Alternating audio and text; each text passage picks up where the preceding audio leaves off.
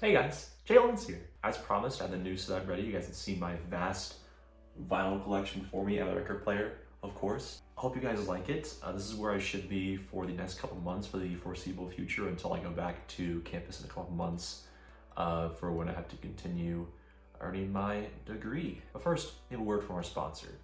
From the good people over at Raycon. No. What do you mean? Dog, you have 65 subscribers. You ain't even monetized yet. Get some fucking views, rookie. A man can Just start the review. Fine. Alright, so today we are going to be talking about the new record from electro-pop sensation Charli XCX, simply titled Brat. You've been doing her thing for years now at this point. Most of you are probably familiar with at least a few of her songs. A lot of her biggest hits debuting in the early 2010s, 2013.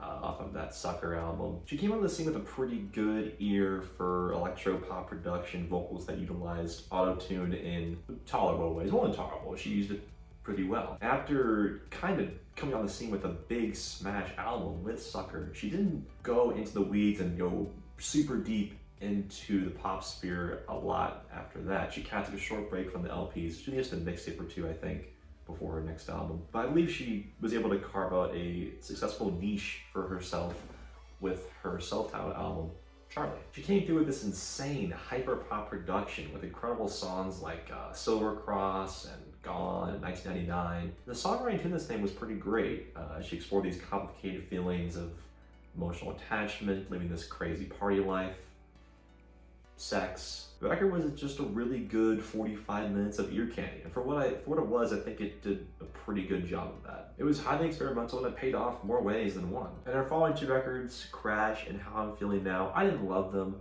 I thought they were just kind of decent.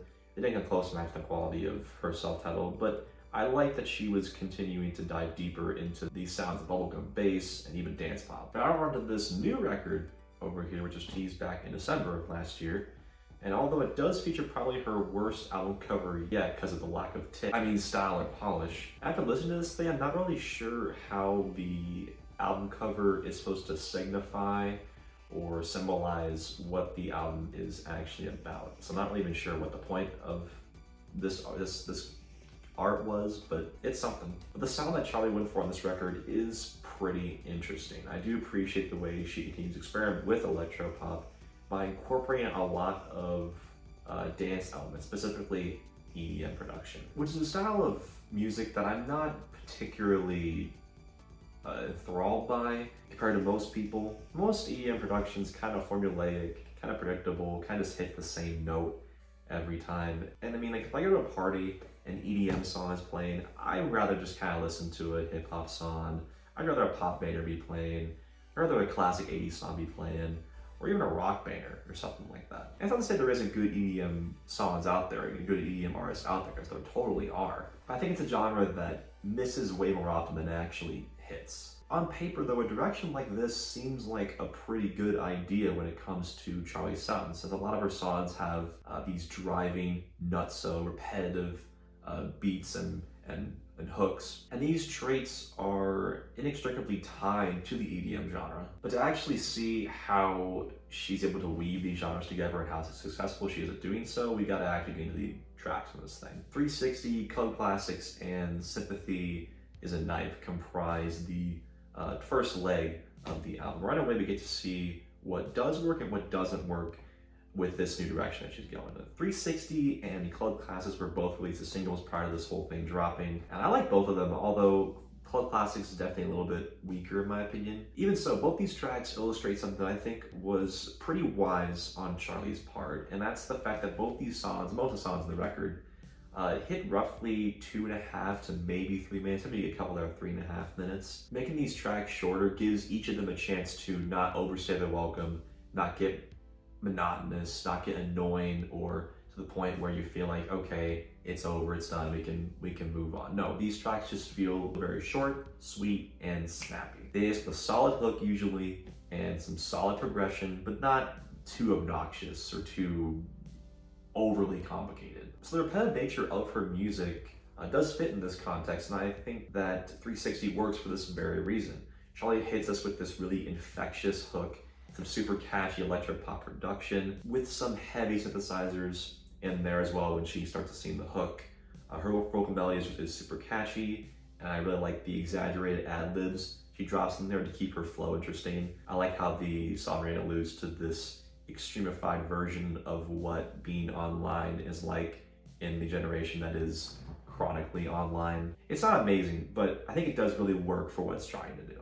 As I said, Club Classics is still weaker, but I still think I kind of enjoy it. The EDM trappings are a lot easier to identify here, and all the subtlety is completely out the window as the producers hit us with this electrifying, incessant beat and a ton of vocals cycling around the mix. And it's kind of overwhelming and a bit of a mess at points, especially with how much auto-tune they're juggling around. Not only that, but the songwriting is kind of too simple and generic to really take note of, in my opinion. But the starry synth that appears at the beginning of the song and towards the end sound great, but these synths are kind of truncated by this use of these super bouncy synthesizers that are somehow like warbly at the same time, glazed all over the mix. As the song progresses, they get more and more in your face. It just lacks the cohesion and creativity that first track did. I was definitely ready to move on, even though the track is just like 2.5 minutes, because even though the songs are short, they still can become a little bit too long. But the following track, Sympathy is a Knife, this one's a banger. The auto-tune of this one is strong, even stronger than a lot of her other popular songs, but what I've always liked about her use of it is that it's never really used to make her voice sound better or high blemishes in her vocal performance. Now, the auto-tune really enhances the experience, and it works in conjunction with this zany, chaotic production, and it somehow makes the songs even more groovy. Speaking of production, oh boy, her and her producers really cooking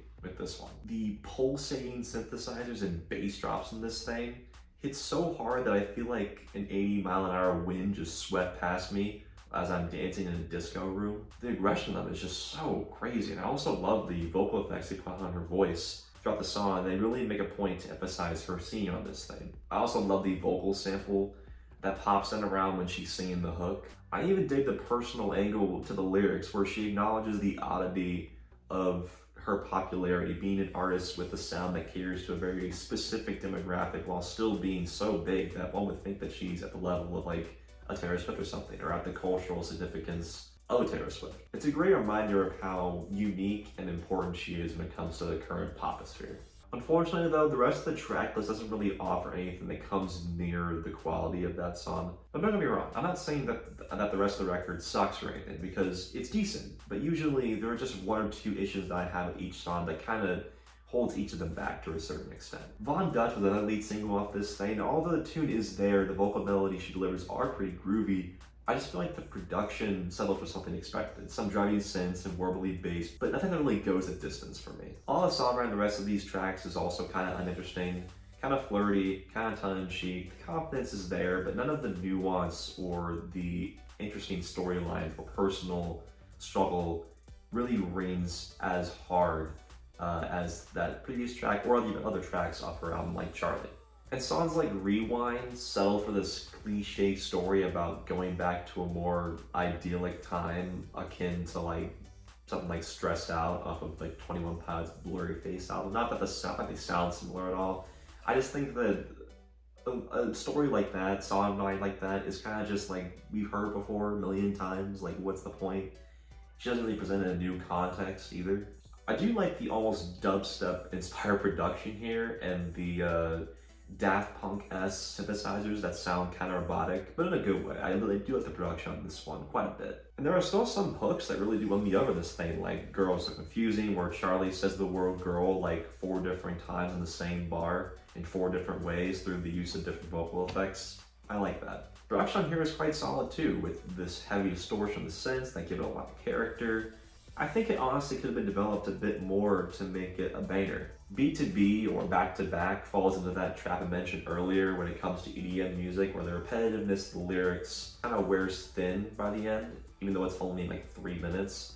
And look, I realize that repetition and constants are cornerstones of this style of music, but like I said, there's a way to do it right and a way to do it wrong. And in my opinion, this is the wrong way, especially since Charli doesn't really do much to change the melody up or add different effects to her voice to make the hook interesting. It's kind of a shame. What's even weirder is that the closer on this album is literally just a revised version of the first track of the album, 360, titled 365. That's a minute and a half longer for kind of no reason. I mean, the structure and form of the tracks is a little bit different, and some of the lyrics, which are fine, but the incessant noisy synth at the end, I don't know, it just kind of sounds like someone recorded the sound of someone smashing an alarm clock against a wall and then let it ring.